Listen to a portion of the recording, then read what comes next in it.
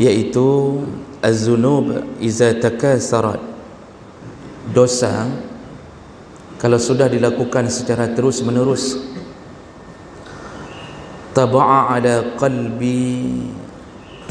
ala qalbi sahibiha, maka yang terjadi adalah Allah akan menutup atau menstempel hati orang yang melakukan dosa tersebut.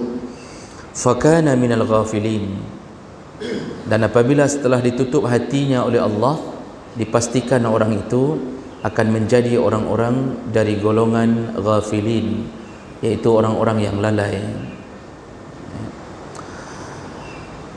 Dari Abu Hurairah radhiyallahu anhu an Rasulullah sallallahu alaihi wasallam qala, Rasulullah berkata, innal abda iza akhta'a khati'ah, apabila seorang hamba, sesungguhnya seorang hamba apabila melakukan satu kesalahan atau satu dosa kecil. Jadi kalau disebut dengan akhta' atau khati'ah, itu yang dimaksud dosa kecil. Tapi kalau sudah dipakai kalimat ismun atau zambun, itu bermakna dosa besar, atau al-kabair, itu makna dosa besar. Kalau dipakai kalimat khati'ah atau saghair atau saghirah, itu bermakna dosa kecil. Apabila seorang hamba jatuh ke dalam satu dosa kecil, nukitat fi qalbihi nuqtatus sauda, Nabi mengatakan maka muncullah di hatinya satu titik hitam. Jadi yang menghitam hatinya, ini menghitam hati ini adalah maknawi, jadi bukan zahirnya hitam. Karena orang ahli dosa pun kalau diotopsi, kalau dibongkar, misal ahli maksiat, pak bandit, reman, kalau dibongkar tubuhnya, itu hatinya tetap tidak menghitam. Artinya kecuali mungkin para perokok, atau yang punya penyakit zahir paru-paru bisa saja. Ini maknanya maknawi. Di sisi Allah hatinya telah ditancapkan satu titik hitam dengan satu dosa. Fa iza huwa naza'a wastaghfara wa taba suqila qalbuh. Tapi kalau dia kembali berusaha mencabut dosanya, artinya dia berusaha untuk menghilangkan dosanya dengan cara beristighfar dan taubat, suqila qalbuh, Allah bisa bersihkan lagi hati. Suqila qalbuh dalam bahasa para ahli ulama disebutkan hatta yasira kal mir'atil masqulah fi jilaiha wa sifaiha. Orang yang bersih hatinya, kalau dibersihkan Allah, dia bisa melihat seperti melihat cermin. Jadi saking bersihnya, seakan-akan kalau orang bercermin di hati bisa melihat dirinya sendiri. Itu menunjukkan bersihnya cermin tersebut. Jadi orang yang istighfar, taubat, itu bisa kembali bersih hati. Kalau ada orang yang meragu-ragukan bahawa taubatnya tidak diterima Allah, atau Allah tidak akan kembalikan dia menjadi orang baik, ini semua Allah jawab dalam Al-Quran.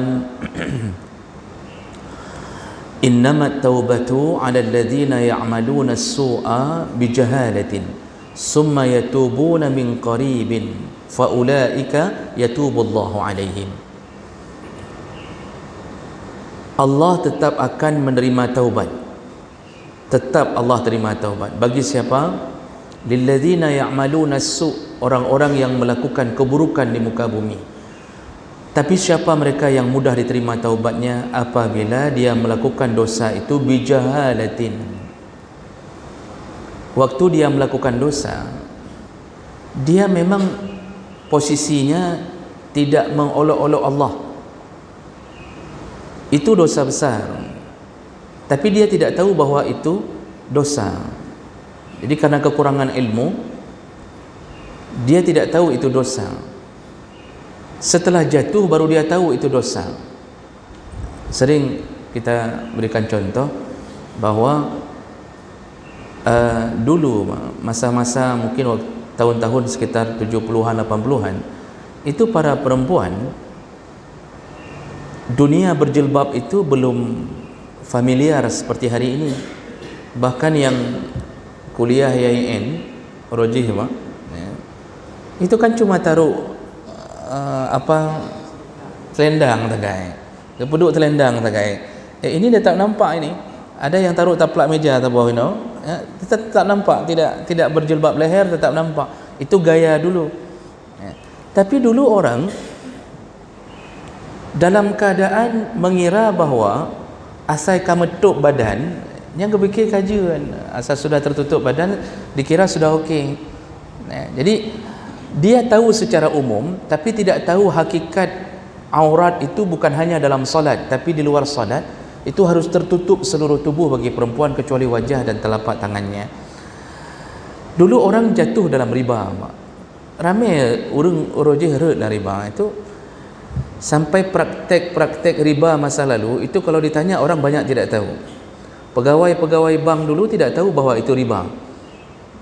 Dulu ada tabungan-tabungan simpedes segala macam, menjanjikan bunga. Jadi orang diajak untuk pinjam wang. Itu kalau kita tanya nama formnya apa hukum, orang jarang tidak tahu itu riba. Terbayang-bayang ada, tapi tidak tahu begitu dahsyatnya dosa ini, dia tidak tahu. Jadi membumilah dunia itu dulu. Nah, ketika mereka tahu, lalu hari ini semuanya menyesalinya dan mulai taubat.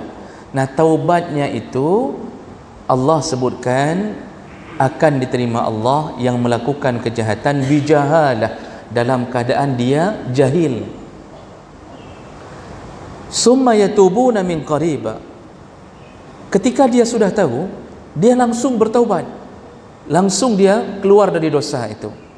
Fa ulaika alladziina yatubullahu alaihim, maka Allah ampunkan semua dosa-dosa mereka.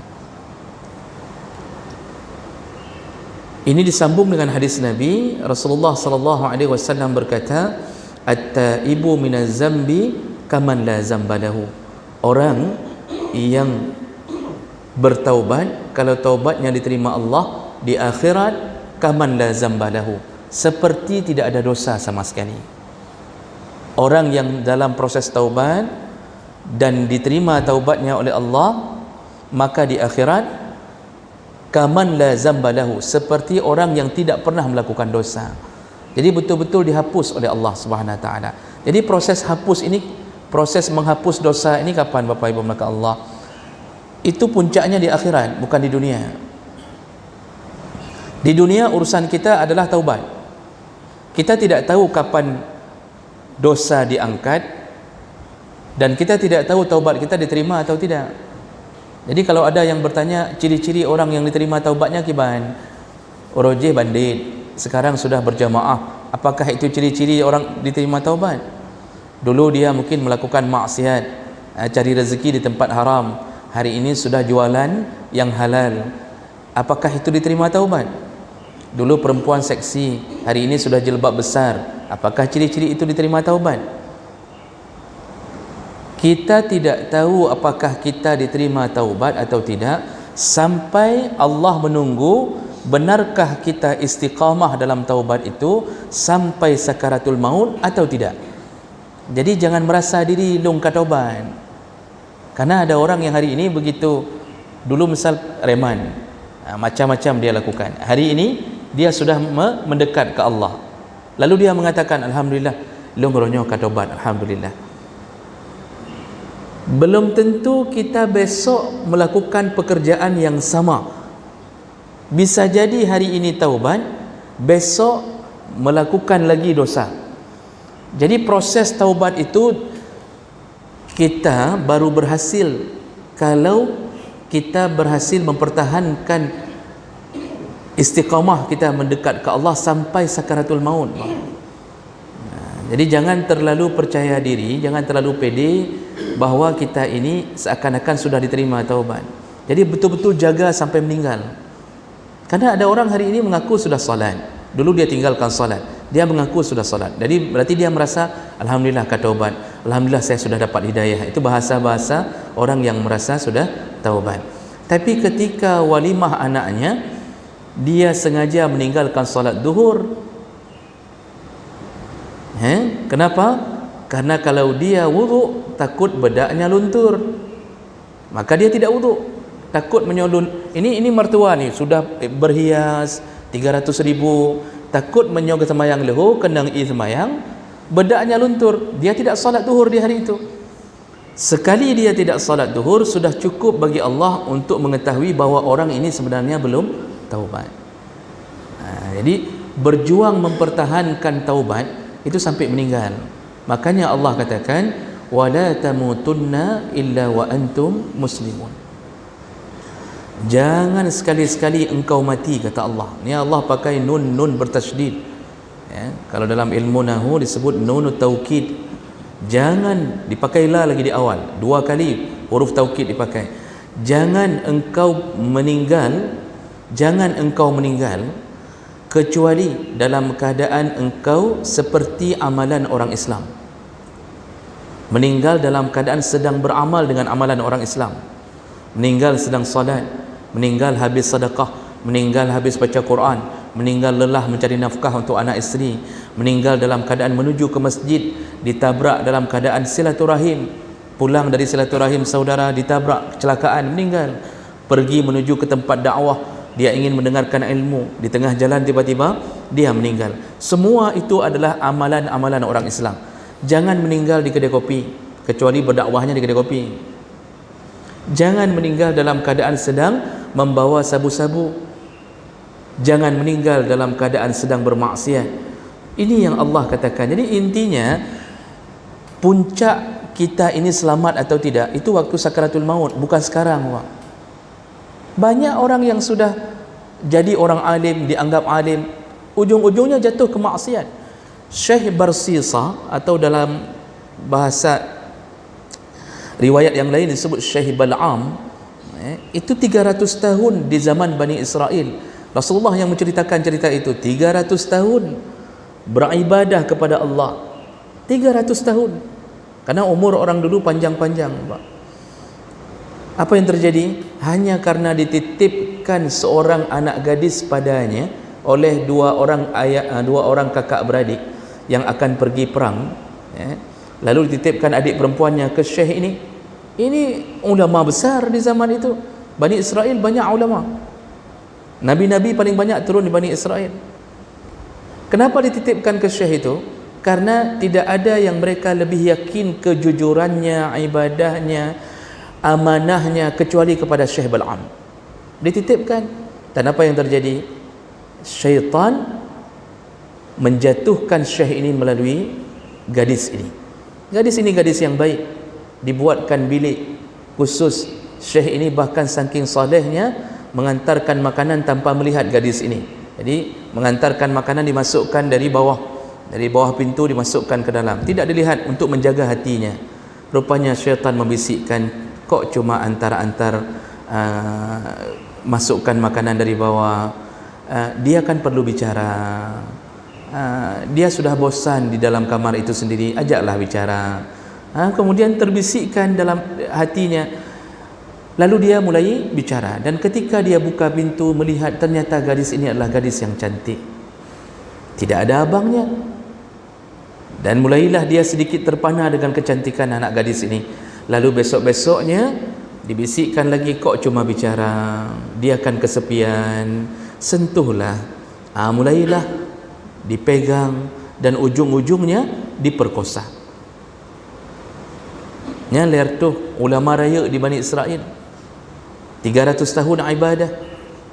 Jadi jangan mengira bahawa kita ini aman daripada godaan syaitan dan nafsu. Jadi bukan dengan pakaian kita, ilmu kita ada jaminan. Yang menjamin bisa jaga kita cuma Allah. Dan lebih dahsyat lagi, ketika sudah memperkosa, syaitan dan nafsunya membisikkan, kalau engkau tidak hilangkan jasad gadis ini, pulang abangnya, engkau akan dibunuh, engkau akan malu sekali, ketahuan melakukan maksiat.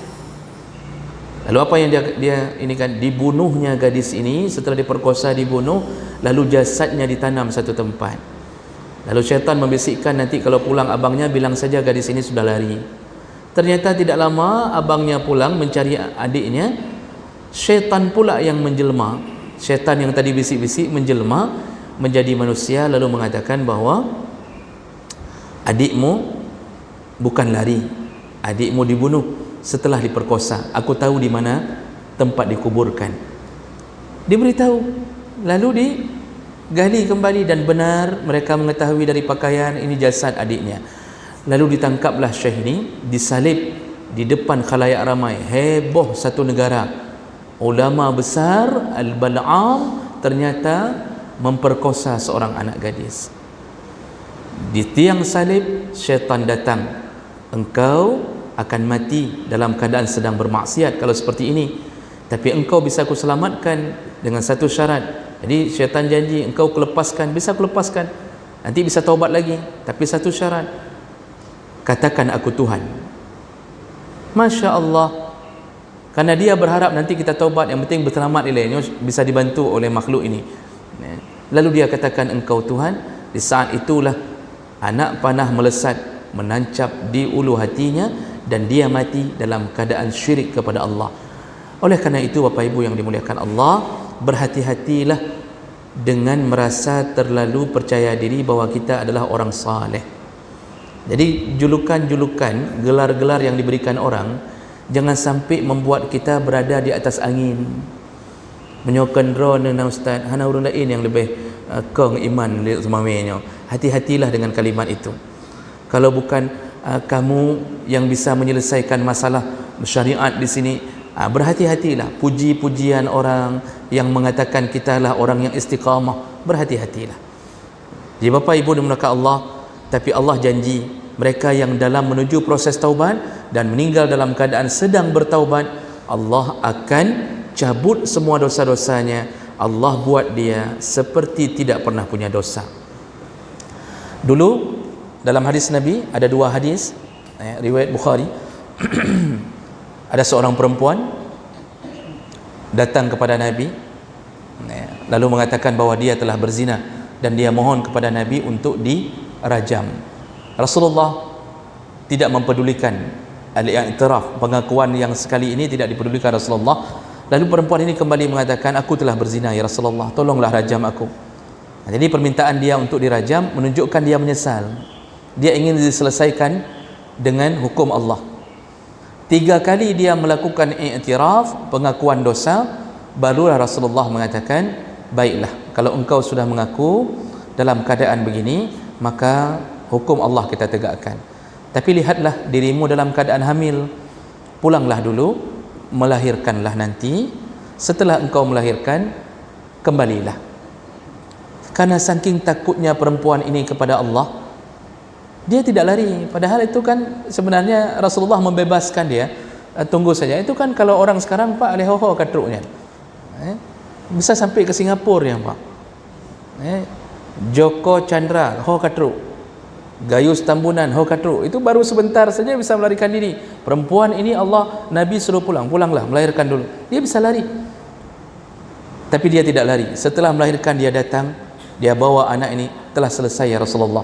Lalu kata Rasulullah, lihatlah bayi ini, dia perlu susu seorang ibu. Tunggulah sampai waktu menyapih, susuilah dia. Sampai waktu menyapih, kembalilah. Setelah selesai disapih, sekitaran hampir menjelang 2 tahun, dia datang kembali.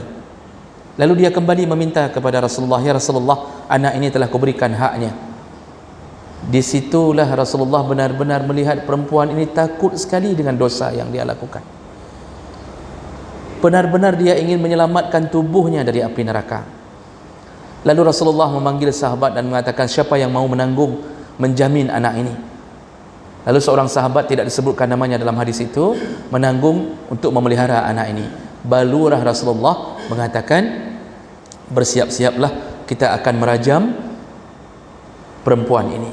Jadi karena perempuan ini sudah menikah lalu berzina kembali, maka hukumannya adalah rajam. Nah, kemudian Rasulullah sallallahu alaihi wasallam mempersiapkan segala-gala persiapan, Batu dikumpulkan, perempuan ini disuruh pakai pakaian yang tidak terbuka auratnya, lalu ditanam setengah badan, mulailah dilempar. Nah, sampai mati, wajib mati. Kalau rajam wajib mati. Tidak mati belum selesai, wajib mati. Dan matinya itu harus dengan batu, dan tidak boleh dengan batu yang besar-besar, dan juga tidak boleh dengan batu terlalu kecil. Batu yang sedang yang bisa menyebabkan kematian dan ada efek jera di dalamnya. Lalu kemudian meninggallah perempuan ini, dan ketika diangkat dari tanah, Rasulullah mengatakan, bersiap-siaplah, kita akan salatkan perempuan ini. Disitulah Umar bin Khattab, sahabat Rasulullah, berkata, ya Rasulullah, kupu tak persemayangnya indangnya, nya kan orang Madinah. Jadi Umar itu orangnya ketus, Pak, benci sekali kepada maksiat. Jadi bukan bermakna dia melawan Nabi. Umar ini setelah taubat benci sekali kembali kepada maksiat, maka dia tidak bisa lihat orang yang melawan Allah, paling benci. Makanya kebencian itu lahir ketika perempuan ini mau disalatkan. Dia mengatakan, udahlah, gak usah disalatkan, ini kan cuma para penzina saja ini. Disitulah Rasulullah mengatakan, wahai Umar, ketahuilah, inna hadhil mar'ah la tabat taubatan nasuha. Perempuan ini sudah benar-benar taubat, dan Allah telah terima taubatnya. Jadi Rasulullah baru mengatakan tentang diterima taubat setelah kematian perempuan ini. Siapa yang memberitahu? Malaikat tentunya. Perempuan ini telah terima taubatnya, wahai Umar.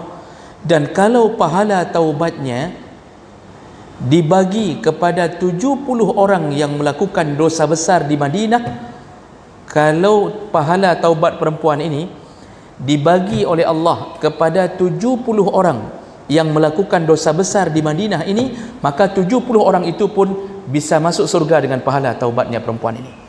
Jadi begitu besarnya pahala taubat perempuan ini. Memang dulu dia penzina, tapi ujung-ujungnya dia adalah ahli surga. Jadi begitulah Allah dengan Rahman dan Rahimnya selalu menunggu kita untuk taubat. Selalu, Pak, menunggu kita untuk taubat.